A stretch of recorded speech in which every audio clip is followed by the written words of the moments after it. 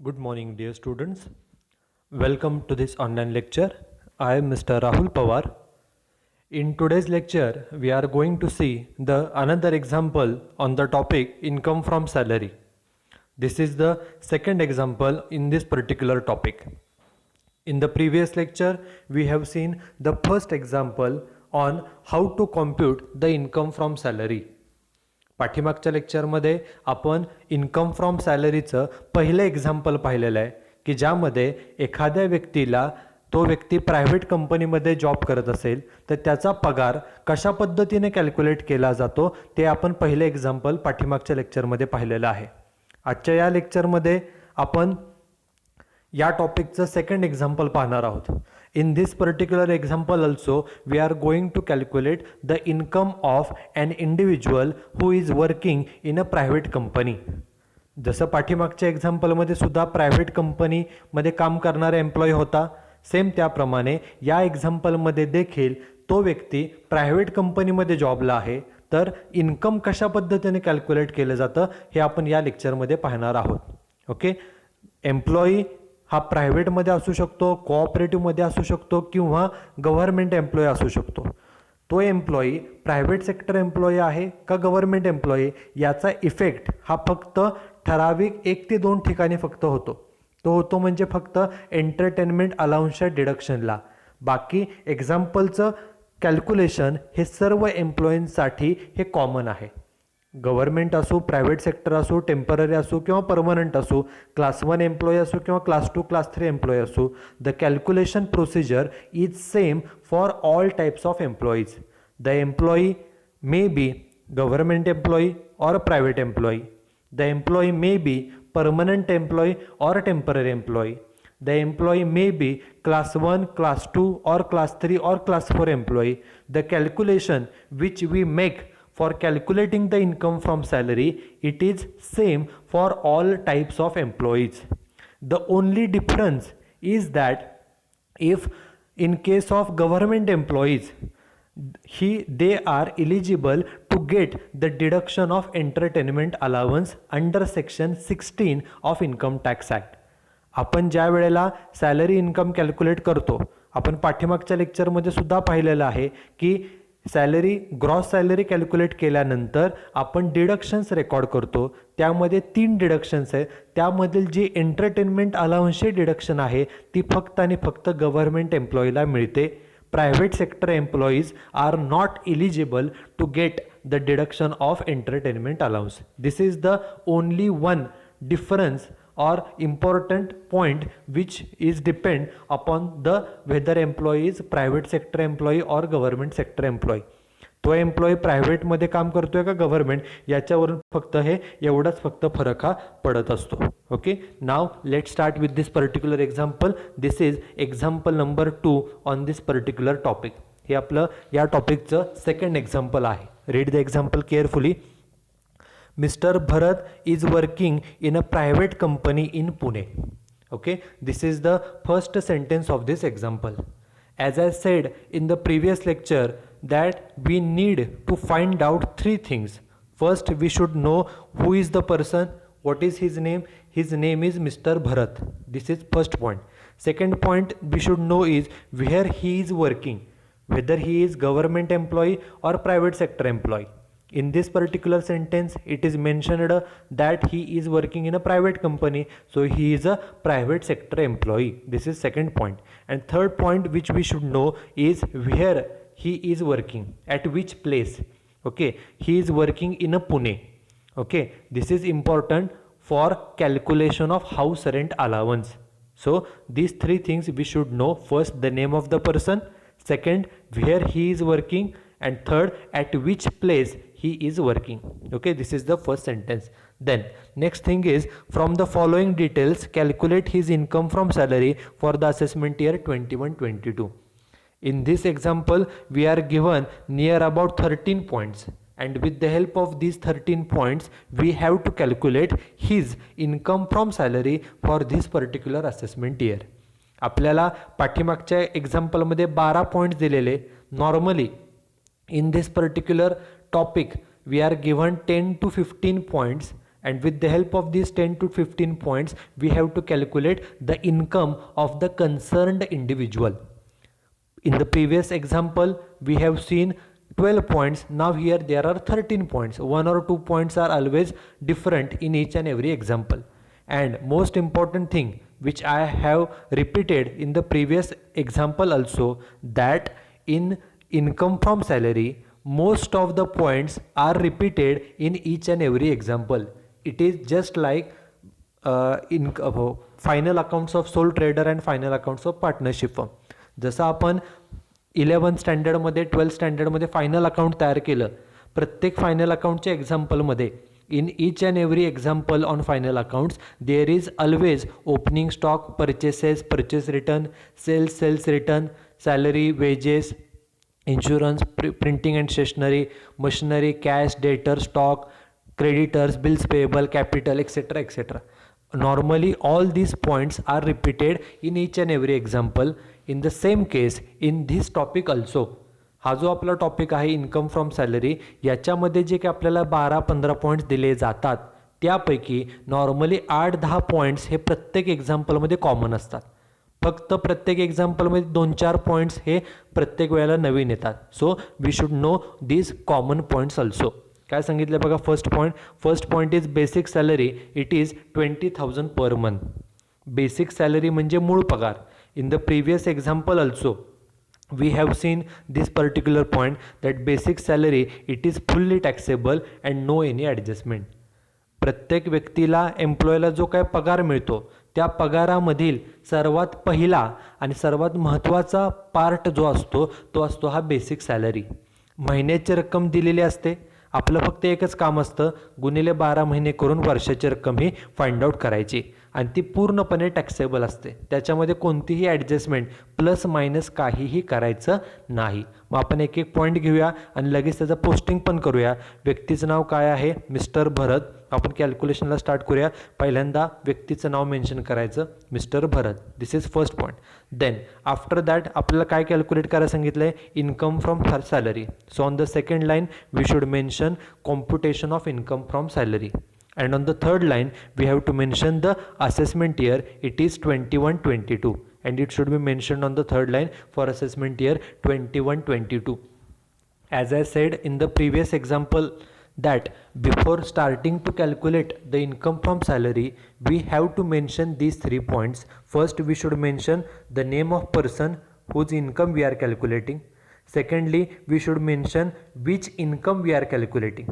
आपण कोणते income calculate करतोय तर इन्कम फ्रॉम सॅलरी ते मेन्शन करायचं. आणि थर्ड लाईनला कोणत्या असेसमेंट इयरसाठी तर assessment year 21-22. These 3 points we have to mention before starting to calculate the income from salary.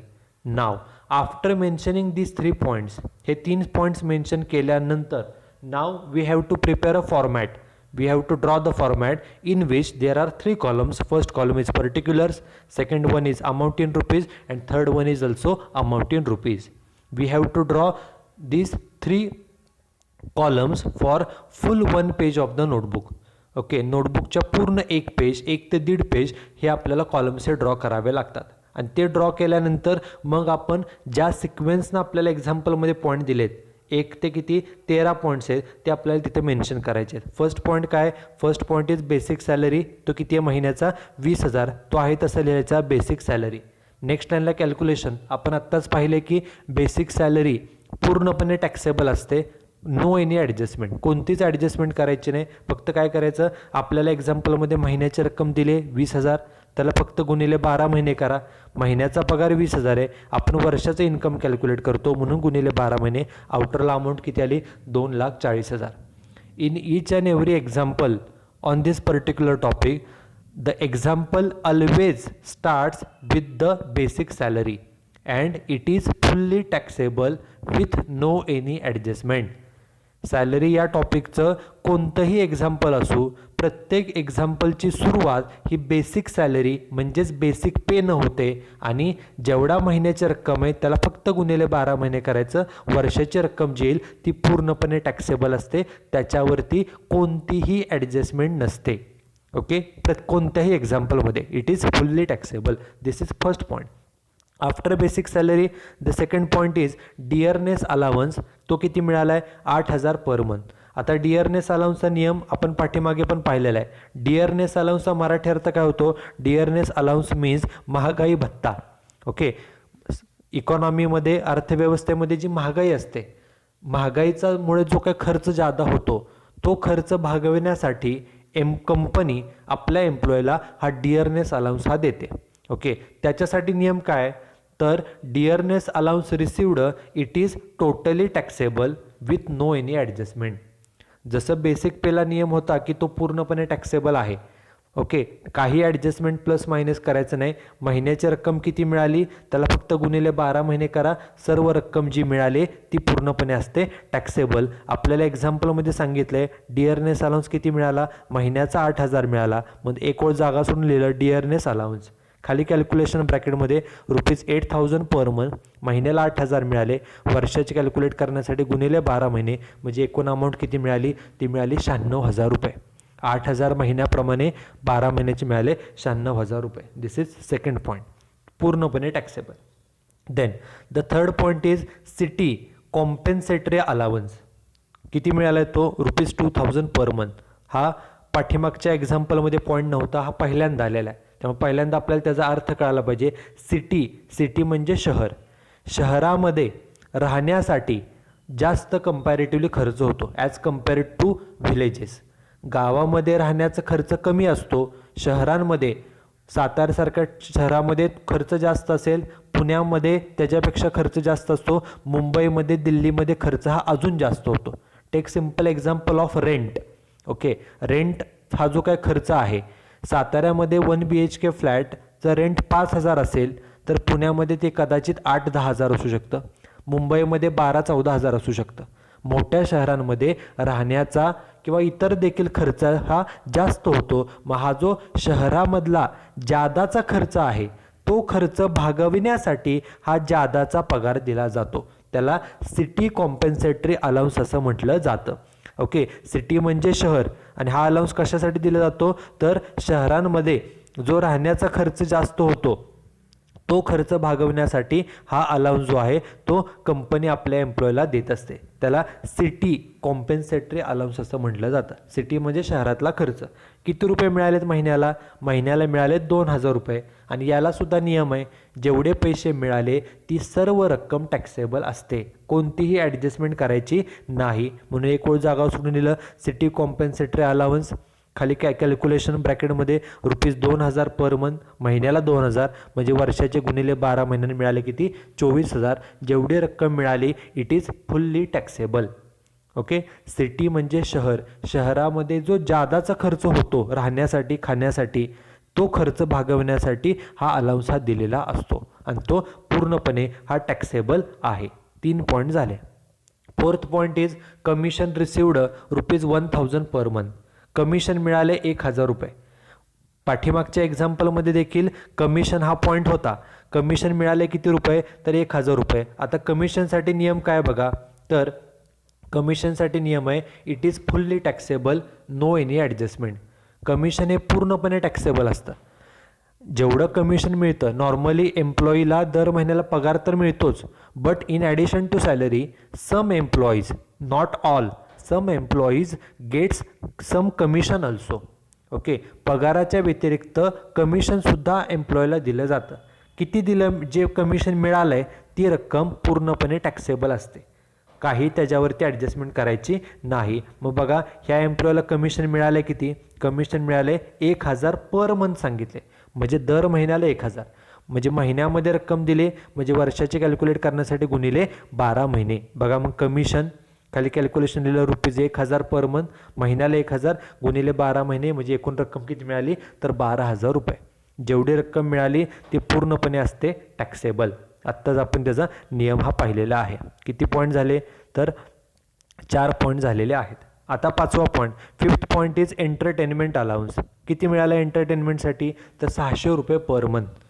पाठीमागच्या लेक्चरमध्ये पण मी सांगितलं आहे entertainment allowance it is the only point okay which has 2 effects. Entertainment अलाउन्ससाठी पैसे मिळाले हे इन्कम हा एक इफेक्ट आणि दुसरा इफेक्ट, याची डिडक्शन एंटरटेनमेंट अलाउन्सची डिडक्शन सेक्शन 16मध्ये मिळते, पण ती फक्त गव्हर्नमेंट एम्प्लॉयला मिळते. हा व्यक्ती प्रायव्हेटमध्ये आहे, परंतु याचे 2 इफेक्ट होऊ शकतात. ओके, ते 2 इफेक्ट होतात, ते आपण पुढे पॉईंट हा पाहणार आहोत. आता एंटरटेनमेंट अलाउन्ससाठी मिळाले किती रुपये? महिन्याला 600 रुपये हे एम्प्लॉयला मिळालेले आहेत. आता एंटरटेनमेंट अलाउन्ससाठीचा नियम काय बघा. एंटरटेनमेंट अलाउन्ससाठी नियम आपण पाठीमागच्या लेक्चरमध्ये पण पाहिलेला आहे की एंटरटेनमेंट अलाउन्स हा एम्प्लॉयला कशासाठी दिला जातो? To meet entertainment expenses of own and family members.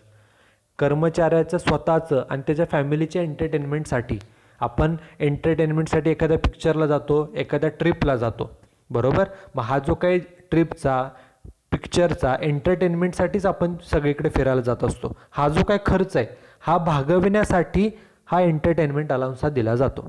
आणि याच्यासाठी नियम काय? It is fully taxable, no any adjustment. जेवढी रक्कम मिळाली ना वर्षभराची ती सर्व रक्कम टॅक्सेबल असते, त्यात काही ॲडजस्टमेंट प्लस मायनस करायचं नाही. या एम्प्लॉयला किती मिळालेत बघा? 600 रुपये महिन्याला. मग महिन्याला 600 पर मंथ सांगितले, म्हणजे वर्षाचं कॅल्क्युलेशन करण्यासाठी गुणिले 12 महिने. बघा, एंटरटेनमेंट अलाउन्स खाली कॅल्क्युलेशन ब्रॅकेटमध्ये ₹600 पर मंथ, महिन्याला 600 गुणिले 12 महिने, म्हणजे रक्कम मिळाली किती? तर 7200. बरोबर. Entertainment allowance received it is fully taxable. आपले एकूण 5 पॉईंट, ह्या पहिल्या स्लाईडचे जे 5 पॉईंट आहेत ते सर्व 5 पॉईंट हे झालेले आहेत. आता नेक्स्ट पुढचे पॉईंट, 6वा पॉईंट आहे एज्युकेशन अलाउन्स रिसिव्ड. एज्युकेशनच्या खर्चासाठी आपण हे प्रिव्हियस एक्झाम्पलमध्ये पण हा पॉईंट होता. एज्युकेशन अलाउन्स किती रुपये मिळाले? 150 पर मंथ. महिन्याला 150 रुपये मिळाले. पर चाइल्ड, एका मुलाचे एका महिन्याचे 150 मिळाले. आणि मुलं किती आहेत? For 2 child's. प्रिव्हियस एक्झाम्पलमध्ये एकच मुलगा होता, या एक्झाम्पलमध्ये 2 मुलं आहेत असं सांगितलेलं आहे. मग आता एज्युकेशन अलाउन्ससाठी नियम काय तो आपण पाहिलेला आहे. काय बघा, एज्युकेशन अलाउन्ससाठी it is given to employee. हा कशासाठी दिला जातो? टू मीट म्हणजे भागवणे, the education expenses of his children. एखादा कर्मचारी आहे, त्याच्या मुलांचा, मुलगा असो मुलगी असो, त्यांचा शिक्षणाचा खर्च भागवण्यासाठी कंपनी आपल्या एम्प्लॉयला हा जादाचा पगार देते, त्याला एज्युकेशन अलाउन्स असं म्हणतात. आणि त्याचं टॅक्सेबल अमाऊंट कशी कॅल्क्युलेट करायची? आपण प्रिव्हियस एक्झाम्पलमध्ये पण पाहिलं आहे. एज्युकेशन अलाउन्स मिळाला किती तो घ्या, त्यातून काही रक्कम माफ करा, एक्झम्प्ट म्हणजे माफ, आणि उरलेली रक्कम टॅक्सेबल. पण माफ किती करायचे त्याच्यासाठी नियम आहे, हा आपण पाहिलेला आहे. माफ करताना 100 रुपये पर मंथ, महिन्याला 100 रुपये माफ करा, महिन्याचे 100 पर चाइल्ड, एका मुलाचे. महिन्याचे 100 म्हणजे वर्षाचे माफ काढण्यासाठी गुणिले 12 महिने. आणि किती मुलांचे माफ करतात? जास्तीत जास्त 2 मुलांचे. या एक्झाम्पलमध्ये 2 मुलं आहेत, म्हणजे पहिल्यांदा मिळाले किती रुपये ते घ्यायचे आणि त्यातून काही रक्कम ही माफ करायची. आता आपल्या एक्झाम्पलमध्ये बघा, मिळालेत किती रुपये? एक्झाम्पलमध्ये सांगितले मिळताना मिळाले 150 रुपये. मग आता कॅल्क्युलेशन बघा 150 प्रमाणे. एज्युकेशन अलाउन्स रिसिव्ड, पहिल्यांदा पैसे मिळाले किती? 150 मिळाले. ब्रॅकेटमध्ये बघा ₹150 पर मंथ, महिन्याला 150. मग एका महिन्याचे 150, वर्षाचे कॅल्क्युलेट करण्यासाठी गुणिले 12 महिने, बरोबर. आणि त्यांनी एक्झाम्पलमध्ये काय सांगितले? किती मुलांसाठी पैसे मिळाले?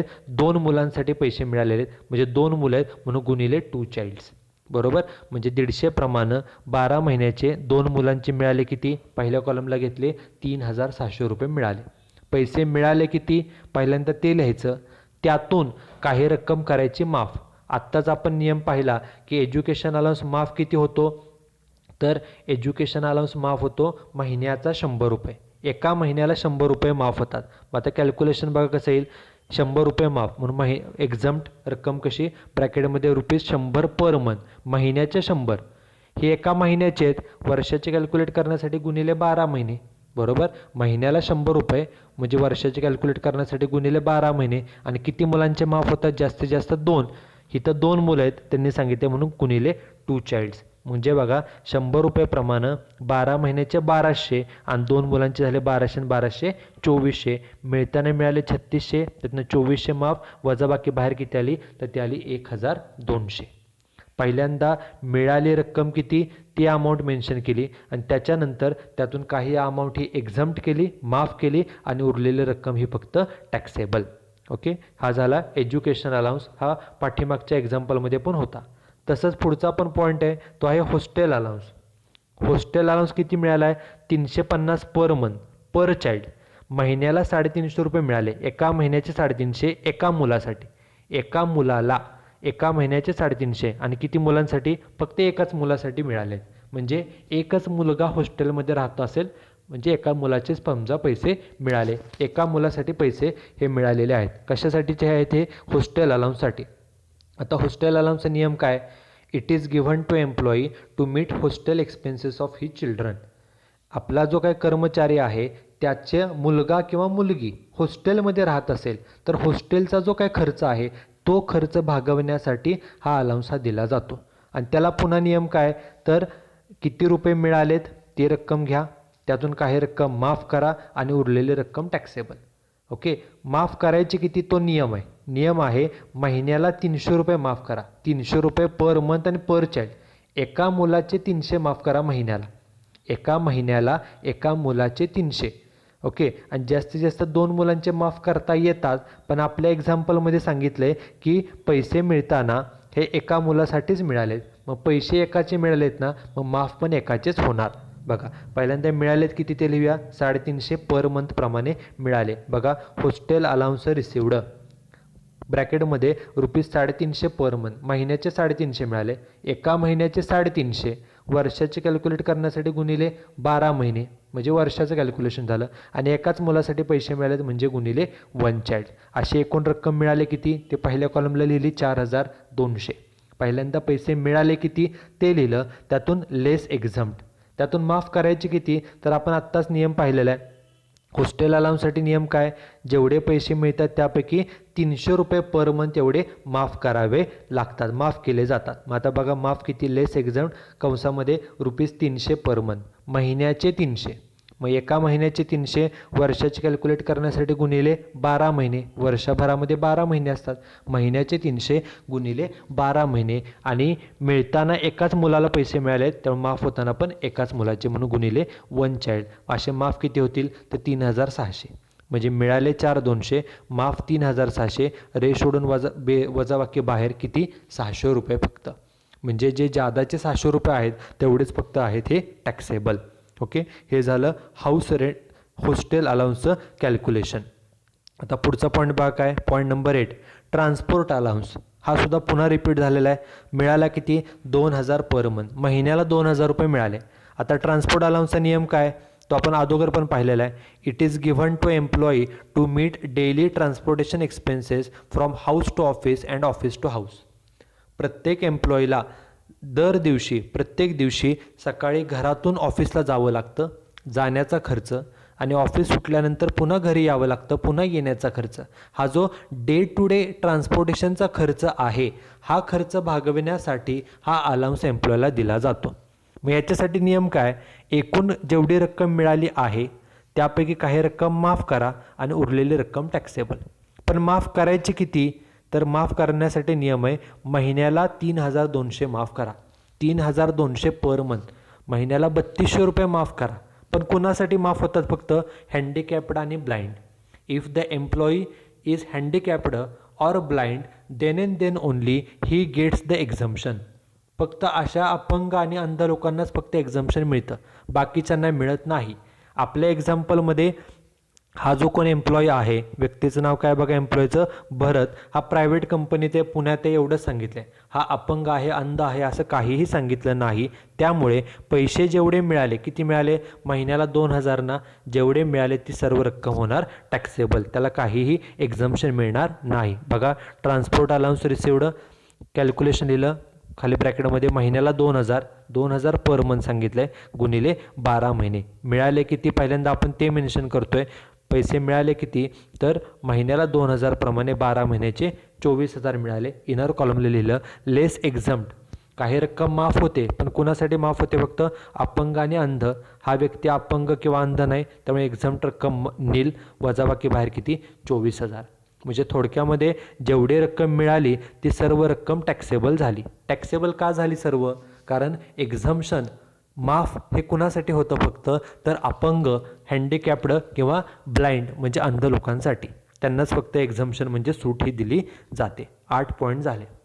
आता जो नेक्स्ट पॉईंट आहे पॉईंट नंबर 9 तो पहिल्यांदाच आलेला आहे. त्यामुळे केअरफुली बघा काय सांगितलं आहे, फ्री मील.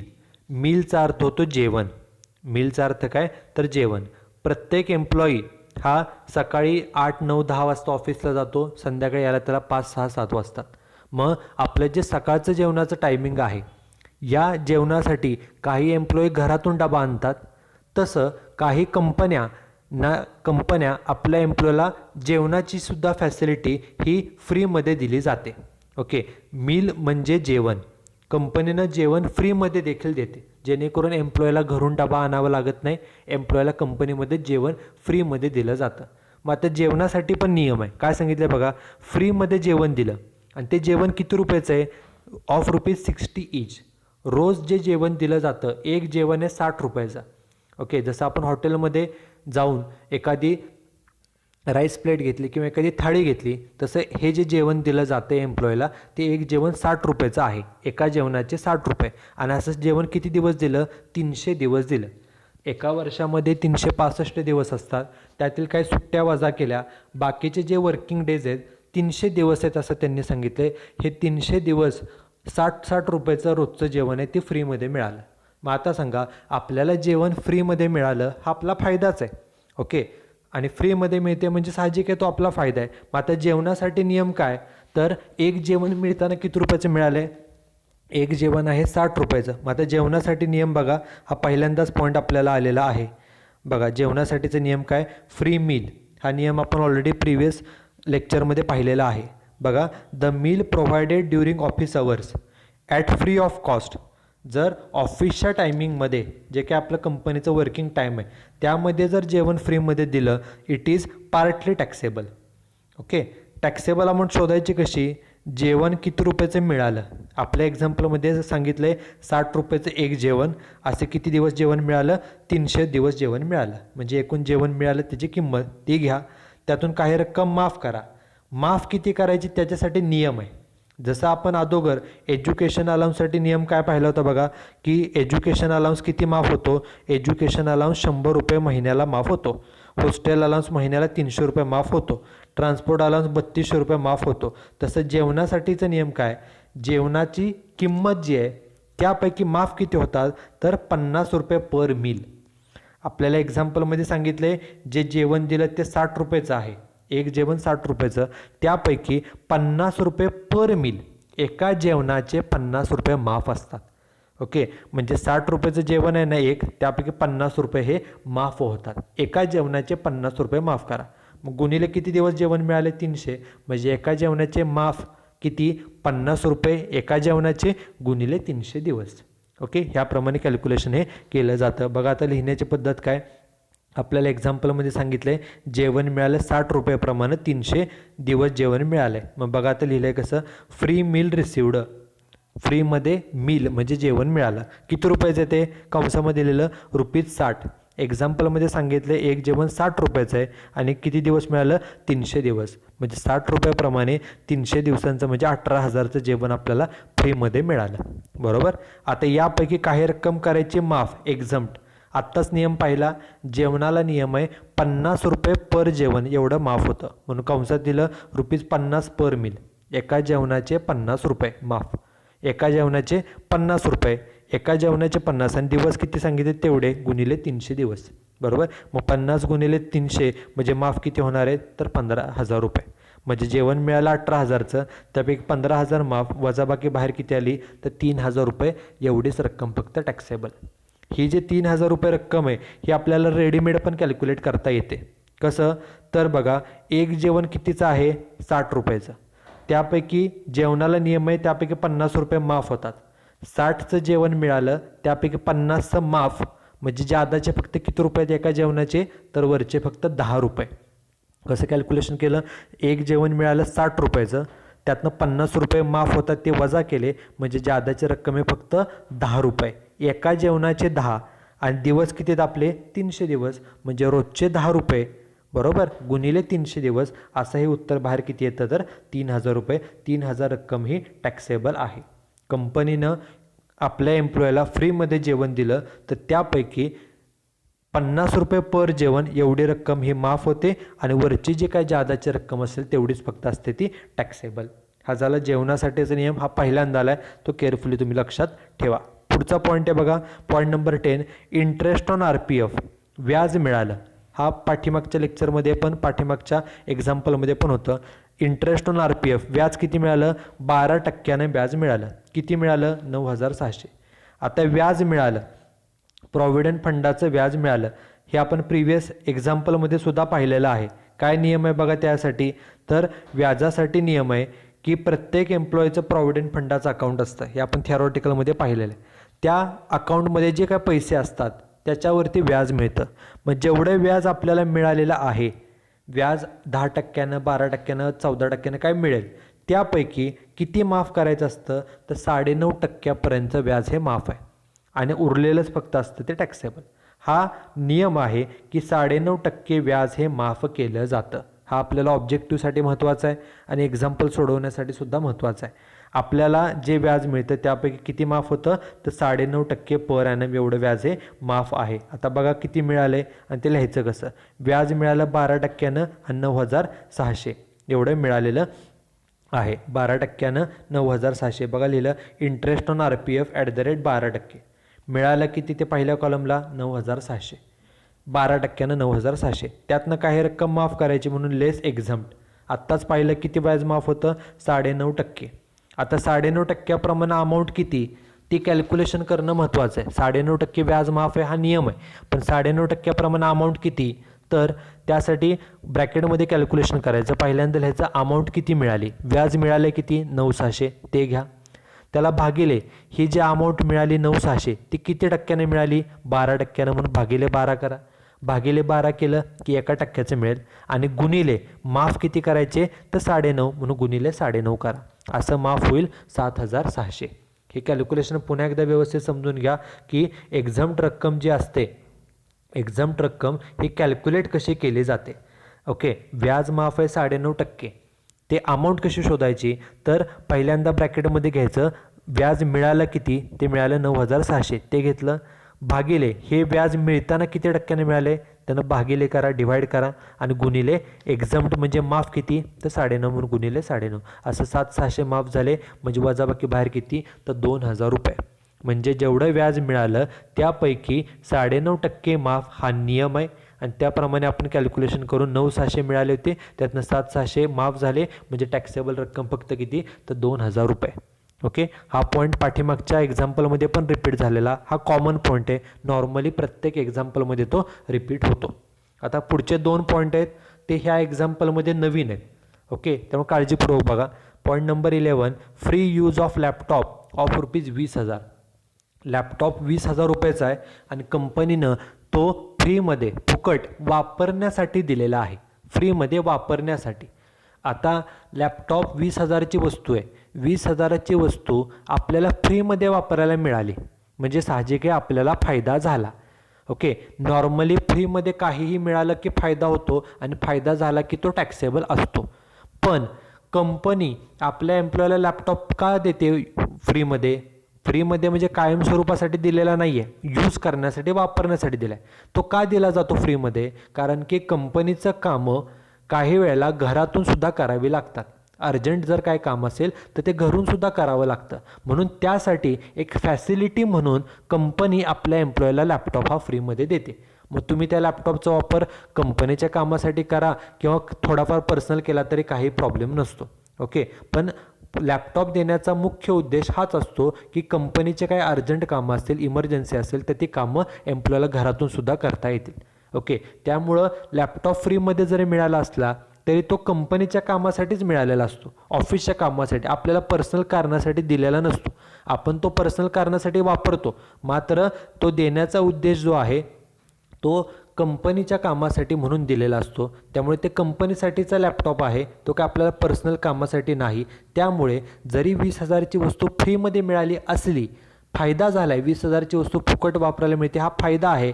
ओके, फायदा जरी असला तरी तो पूर्णपणे माफ आहे, त्याच्यावर टॅक्स द्यावा लागत नाही. बघा, मोबाईल बिल, टेलिफोन बिल, आपला वैयक्तिक मोबाईल आहे त्याचं बिल कंपनीने पेड केलं, साहजिक आहे. मोबाईल आपण वापरतो म्हणजे आपलं बिल आपण पेड केलं पाहिजे, पण कंपनीने बिल पेड केलं, आपल्याला फायदा झाला. परंतु कंपनी आपले बिल का पेड करते? कारण कंपनीच्या वेगवेगळ्या कामांसाठी आपल्याला मोबाईलवरनं फोन करावे लागतात.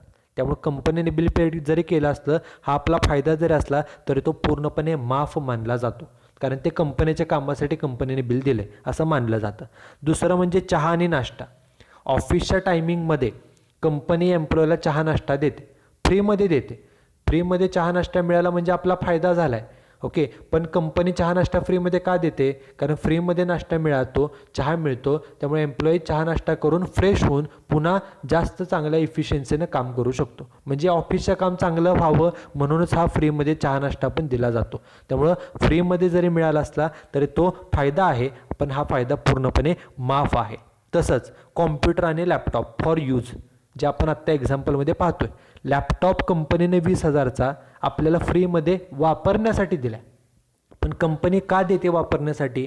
का तर घरी गेल्यानंतर जर काही इमर्जन्सी काम असेल तर तुम्ही ते लॅपटॉपवरती इमर्जन्सी कंपनीचं काम करून ते कंपनीला सबमिट करू शकाल.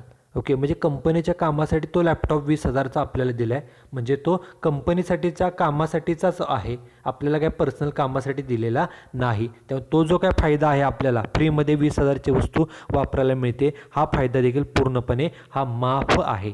ओके, त्यामुळे एक्झाम्पलमध्ये आपल्याला हे दोन्ही पॉईंट आले आहेत बघा, आणि ते दोन्ही माफ आहेत. लॅपटॉप फ्रीमध्ये 20,000चा मिळाला वापरायला, तो फायदा आहे. 20,000ची वस्तू वापरायला मिळाली, पण ती कंपनीच्या कामासाठी दिलेली असते, आपल्याला पर्सनल फायदा काय नाही, त्यामुळे तो माफ होतो, एक्झाम्ड, त्यामुळे टॅक्सेबल अमाऊंट नील. आणि तसंच शेवटचा देखील पॉईंट एक्झाम्पलमध्ये तोच आहे, फ्री टी अँड ब्रेकफास्ट. चहा नाश्ता फुकट मिळाला, महिन्याचे 600 रुपये.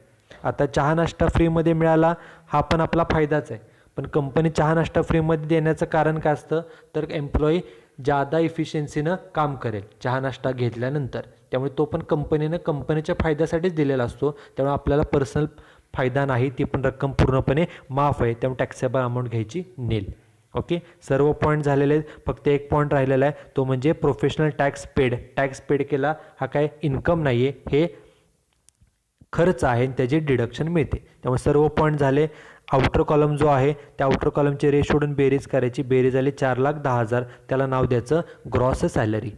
आणि ग्रॉस सॅलरी कॅल्क्युलेट केल्यानंतर एक ओळ जागा सोडली जाते आणि खाली लिहायचं लेस डिडक्शन्स अंडर सेक्शन 16. आपला टॉपिक आहे इन्कम फ्रॉम सॅलरी. सॅलरीच्या डिडक्शन्स ह्या सेक्शन 16मध्ये आहेत. हे ऑब्जेक्टिव्हला विचारलं जातं की सॅलरीच्या डिडक्शन कोणत्या सेक्शनमध्ये? तर सेक्शन 16. किती डिडक्शन्स आहेत? तर एकूण 3.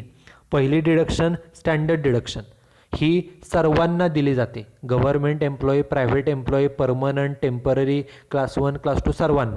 किती दिली जाते? तर सर्वांना 50,000, ती सर्वांना मिळते. एक. दुसरी डिडक्शन असते प्रोफेशनल टॅक्स पेडची, ही कुणाला? तर सर्वांना, परमनंट असो, टेम्पररी असो, गव्हर्नमेंट असो नाही तर प्रायव्हेट असो, सर्वांना दिली जाते. आणि किती दिली जाते? तुम्ही टॅक्स पेड किती केला आहे? या व्यक्तीने टॅक्स पेड केला 200 पर मंथ, महिन्याला 200, महिन्याचे 200 म्हणजे 12 महिन्याचे किती पेड केले? 2,400. सर्व जेवढा टॅक्स पेड केला ती सर्व डिडक्शन दिली जाते, ती पण डिडक्शन सर्वांना मिळते. आणि तिसरे डिडक्शन असते ती म्हणजे एंटरटेनमेंट अलाउन्स, ती कुणाला दिली जाते? फक्त गव्हर्नमेंट एम्प्लॉईला. आपल्या एक्झाम्पलमध्ये सांगितलं आहे की हा जो कोणी एम्प्लॉई आहे हा प्रायव्हेट कंपनीमध्ये कामाला आहे, प्रायव्हेट कंपनीमध्ये कामाला असल्यामुळं याला ही डिडक्शन मिळणार नाही, तेव्हा अमाऊंट कॉलममध्ये नील. ह्या तिन्ही डिडक्शन इनर कॉलम लिहिलेल्या, बेरीज बाहेरच्या कॉलमला घेतली, ह्या तिन्हींची बेरीज आली 52,400. मग आपली ग्रॉस सॅलरी होती किती? 4,10,000. त्यातून ह्या 52,400 डिडक्शन्स वजा करायच्या, रेश ओढली आणि वजाबाकी खाली घेतली, वजाबाकी आली 3,57,600 आणि त्याला नाव द्यायचं income from salary. Okay, gross सॅलरीमधून ह्या डिडक्शन्स आहेत, एकूण 3 deduction, standard deduction, professional tax paid आणि एंटरटेनमेंट अलाउन्स, हे वजा केल्यानंतर जे आपल्याला उत्तर मिळतं त्याला म्हटलं जातं इन्कम फ्रॉम सॅलरी. हा जो कोण एम्प्लॉई आहे, हा एम्प्लॉईचं नाव आहे भरत, हा एका प्रायव्हेट कंपनीमध्ये पुण्याला जॉबला आहे. त्याचे जे काय आपल्याला हे 13 पॉईंट दिलेले होते त्याच्यावरून आपण त्याचं सॅलरी इन्कम कॅल्क्युलेट केलं. ते सॅलरी इन्कम किती आलेलं आहे? तर ते आलेलं आहे 3,57,600. Okay, so this is how we can calculate the income from salary. Okay, this is the second example on this particular topic. In this particular example we have studied 2 to 3 new points. First point is free meal, जेवण free मध्ये मिळालं, free T and breakfast, and third point is free use of laptop. Okay, in each and every example we are going to study 2-3 new points. Okay, this is second example. You should write down this example and solution in your notebook. In the next lecture we will see the third example. Okay, so here I will stop. Thank you very much.